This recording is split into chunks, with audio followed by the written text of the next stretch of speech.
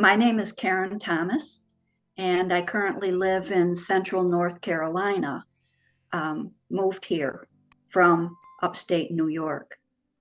Uh, Before I had my near-death experience, I was working as a physical therapist, and my husband and I had moved with our two small children to Alaska. He had an opportunity for machine repair work there. And so we made the move. And I was working in one of the main trauma hospitals in Anchorage, Alaska. I had injured my back, and it was the second injury that I had to my back. I had first had surgery about 5 years prior to that, recovered really well. But there was a chance with this surgery that I might have to have a fusion, possibly lose my career as a physical therapist. So I was quite concerned about that and asked a lot of people to pray for me on the day that I was having my surgery. And then I was brought in on the stretcher and down past a line of other ORs, and then into the one where I was going to be operated. And I remember moving over onto the table, and I remember the fact that I was turned on face down on the table because they were reopening my back to do the surgery. And then they started the anesthetic, and that was the last thing that I remembered. Of course, was unconscious. But unexpectedly, I was suddenly conscious of being way up in a corner of this operating room suite, and in fact just inches from ceiling tile. And I remember hearing a lot of noise and the sound of the surgeon swearing at one of the nurses, and it drew my attention back around, and it was just in time to see the people in the OR flipping my body from being face down to face up, and me realizing that in fact was my body. And yet I was observing it from like a corner of the operating room. And a nurse was rushing out and had been ordered to get blood transfusion. And I was calm and kind of disconnected from the fact that, yeah, that was my body. And yet I thought, well, if that's my body and I'm me and I'm here, that must mean that I've died. And then I thought immediately of my husband and my kids in the waiting room. And as soon as I began to think about, where were they and could I possibly let them know that I was still alive, the essence of me. And as soon as I thought those things, my consciousness actually literally drifted through the wall of this OR and out into that hallway that I'd been brought down, and all the way down the hallway past the other operating rooms and through a double door entry that went in there and out into that hallway again. And at that point in time, I suddenly could hear a telepathic voice, and it said to me, pay attention to this man. And as soon as that was said, I noticed that there was a man dressed in just, regular street clothes. And he was rushing back in the direction that I had just come from. And as I paid attention to him, I'm a nearsighted person. I have to wear glasses. My glasses were nowhere to be found, and yet I could literally see this man's features up close to the color of his eyes and the clothing that he was wearing. And then I began to literally hear his thoughts, and I heard him thinking, I've got to get in there. I've got to get in there fast. And so I consciously watched him rush back where I had come from. And then I heard the thoughts of another man who was down close to those double doors that I had come through. And this other man's thoughts were, what does this guy think he's doing? He can't go into that operating room area. What does he think he's doing? And meanwhile, the first one that I was told to pay attention to, he paused for a moment, and then the doors swung open and he rushed on through. And as soon as that happened, and I began to think, I've got to find this waiting room, instead, I began to not be able to direct my own consciousness movement. And I felt as though I was being drawn, as though something was pulling me. And I was pulled up through the ceiling of the floor that I was on, and up through the next floor, all the way out through the roof of the hospital. Once I was out, through the roof of the hospital, I'm up to about the level of the mountains that were right behind this hospital. And then I began being pulled more laterally. And I was pulled very, very quickly out over the city of Anchorage. And I remember distinctly thinking, well, it should be colder. I should feel wind going by me. I should feel things. And I didn't feel any of those sort of temperature or changes in wind or anything like that. But I was moving, I knew I was moving very quickly. And as I got to the edge of the water that Anchorage sits on, there began to be like a dark circular opening that was where the water is. And I was pulled inside of that. And once I was inside that, I began moving just so much faster than what I already had been moving. And it was very dark. I didn't see anything around me. But far in the distance, I finally saw like a pinprick of light. And as I saw this light, it began getting bigger. And it was as I was coming closer and closer to it, moving through this darkened area, it got bigger and bigger and bigger until I reached the point where it took up the entire end of this, and I burst into this light. And once I burst into the light, I began feeling completely filled with the most amazing peace, indescribable peace and love and bliss and joy and comfort and just all these amazing feelings. And my first thought was, well, where am I? And so I looked down and to where I thought my feet might be standing. I could not see any feet, but I did see the ground. And I saw that the ground was a very arid, dry, rocky type of a soil. And as I looked around, the rest of the landscape was this same kind of deserty, dry looking soil and rocky. And as I was kind of getting used to thinking, well, in my mind, I thought, I'm dead. Okay, so I must be in heaven. This does not match what I ever thought was heaven. And so I'm puzzled and I'm looking, and again, a telepathic voice spoke to me. And it said, follow me. And when I heard the voice and looked in the direction of the voice, I noticed that there was a man who was climbing up a slope that came up out of this area that we had come into.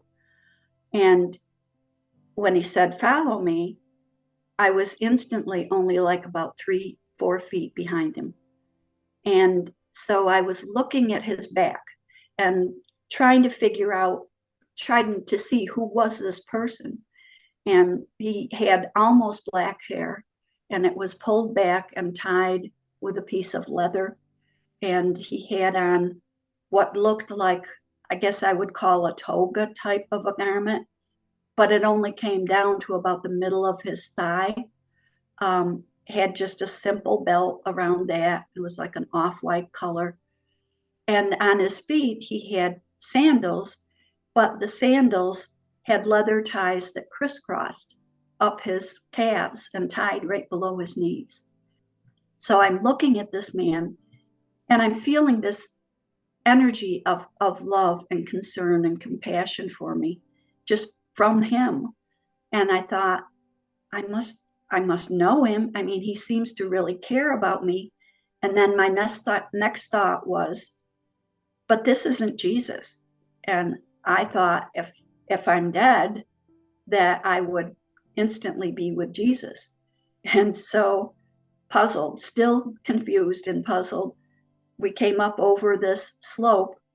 And when we did, the entire scene was completely different.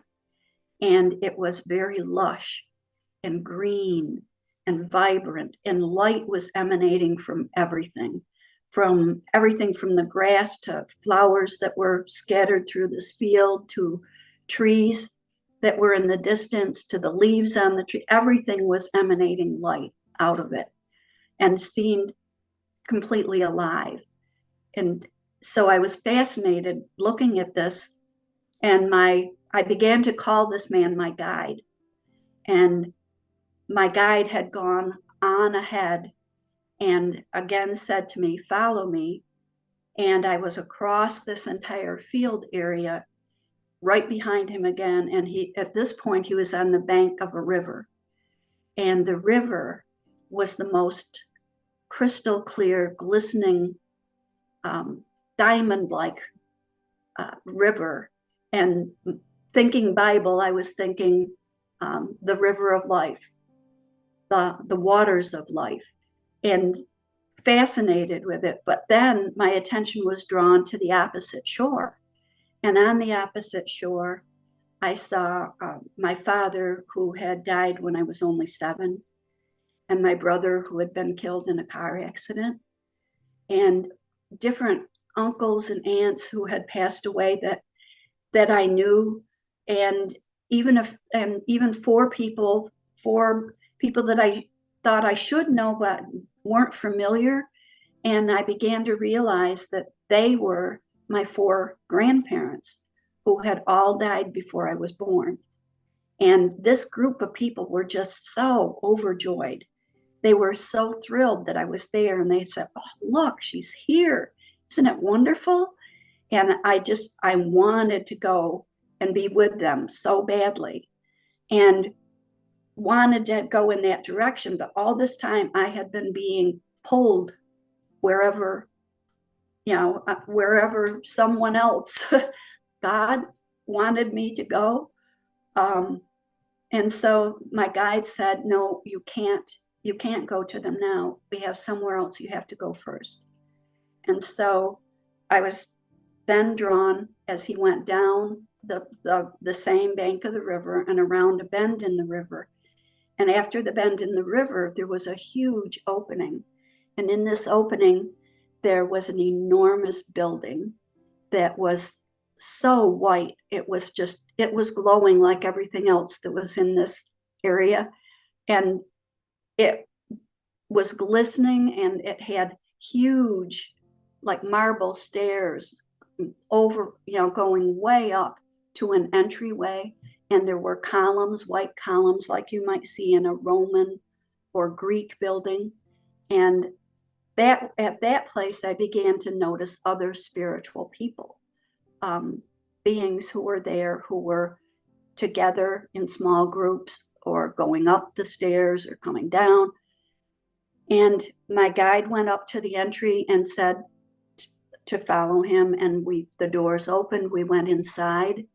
And inside, this building turned into an enormous library. And it had a huge, long length of tables that were in the center of this big, wide entryway. And on either side were bookshelves that were filled with books and old scrolls that went up as high as I could see.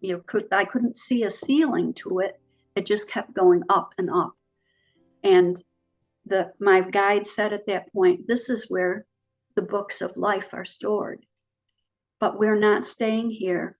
We're going through." So we went on through and into a hallway at the far back of this building, and then through a doorway into a smaller room. And in this smaller room, there was a whole group of spiritual beings, and they were sitting around like an oval, like you might think of a big conference table. And when we came in, it was as though they had been waiting for us. And my guide then said, we're going to show you your life. Everything that happened has happened to you up to this point. And the middle of this conference table area became like a hologram. And it began having pictures of my entire life from the time I was born up until then. And not only did I see myself again in all these interactions with people, I felt everything I felt, but I also got to feel what the other person that I was interacting with felt. So in really good parts where, as a physical therapist, I had helped someone to walk again who couldn't walk, I felt the joy and everything that happened to that person from recovering that way. In other sections where maybe as when I was a child and I was not mean to another kid, I felt what that kid felt like, and how in one particular incident that I remember, how this little boy had actually kind of liked me, and he was joking, and he told me I looked like a worm, and I was all concerned and crushed and felt terrible, and I just was so angry, and I wouldn't talk to that boy after that, and he felt so bad because he never meant for me to be angry and upset. He wanted me to like him. He wanted me to laugh, and I didn't know any of that, and I was actually feeling both sides of it. So it seemed like it happened instantaneously, all of these events of my life, and yet I was feeling everything in depth all the way through. And then and the people who were there, the spiritual beings who were there, I had a feeling that they had helped me plan my life before I was born, and nobody was judging me or saying, look where you could have done this and you did that bad thing instead. There was none of that at all. It was complete acceptance and love and understanding. And so then they said, you can stay here or you can return to your life. But if you return to your life, we want to show you some things that some of them will definitely happen if you return to your life. Others may very well happen, but everyone has free will. And someone that you are planning to interact with, their free will choice may make this turn out differently than what we're going to show you. So then they showed me all these things about my future. And something else happened at this point that the memory has been blocked from me, because the next thing I'm actually aware of is being in a totally different room with my guide, smaller room. And he's saying, I want to show you what's happening in the hospital. And I want to show you the prayers that people are praying for you. And so first he showed me off to the right, and it was musical notes like you would see written on a score of music. And he explained to me that each of these notes represented someone's prayer, that they were praying for me, and that they were each linking one to another and coming up closer and closer to where we were. And I didn't hear anything. I mean, people have asked me before, did you hear any sound of the music? And no, it was just a visual representation. And my guide said, because every prayer has its own unique vibration. And that's why he showed it to me that way.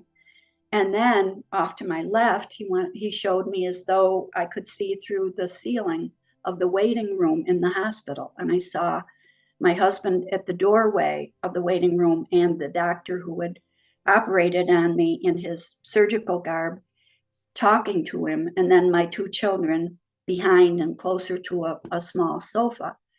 And as that was happening, I heard the prayer of my daughter, who was 9 at the time, and she thought the doctor being there meant that something terrible had happened and that I had died, and she prayed that I wasn't not that I not die. And when she prayed that, all of my emotions of being her mom and my son's mom and my husband's wife and all my emotions of being who I am rushed back into me. And the thought of my kids growing up without me, like I had grown up without my father. And so I knew I had to go back. So I chose to go back to my life. And my guide said to me at that point, you'll be able to remember everything that you really need to remember, but you won't be allowed to remember the things we showed you about your future. Because if you did, you wouldn't have your free will anymore. You'd be doing what you thought you were supposed to do, as opposed to what you were personally choosing to do. So you will know, and you'll have proof that this all was true. So at that point in time, I don't remember any return trip to my body. I only remember waking up in the recovery room with my husband and my kids there, and that I had my mind and my body were responding to coming out of anesthesia. And so I was literally confused because I didn't know even why I had been in the hospital. And my stomach was big and bloated because they had to open up my entire abdomen to get to the area of an artery that had been cut near my spine. And so I looked at that and I literally was thinking, did I just have a baby? Because I was 32 at the time that all of this happened. And so that's how befuddled my brain consciousness was, my body's consciousness was. But at the same time, I was filled with that same love and peace and bliss that I had felt when I was on the other side. And also, all of the things that had taken place, like I just described to you, I was very aware of that. And I later, in realizing this and thinking back carefully, I thought, well, that was my spiritual consciousness, and that was completely clear, but my physical body's consciousness was not. So I was in ICU. I was in the hospital in total 12 days. And during that time frame, a man came in to check on me, a doctor. And when he walked in, I instantly recognized him as the man that I had first been told to pay attention to, and that had been rushing in. And he had been called in stat from his office, which is why he was in street clothes and stuff, and to try to save my life. And so after I was finally discharged and went home, I made up my mind that when I had to go and get the staples taken out, this doctor who had saved me was a very, very kind person the whole time I was in the hospital. So I made up my mind that I would tell him about what had happened to me that day in terms of what I saw, and ask him, about how I saw him in that hallway. And when I did that and did tell him, all he said was, "How could you know that?" And then he went on to say that, yeah, he had been in his office, he'd been seeing patients, and he got this call and he had to come from outside, into the hospital to save me.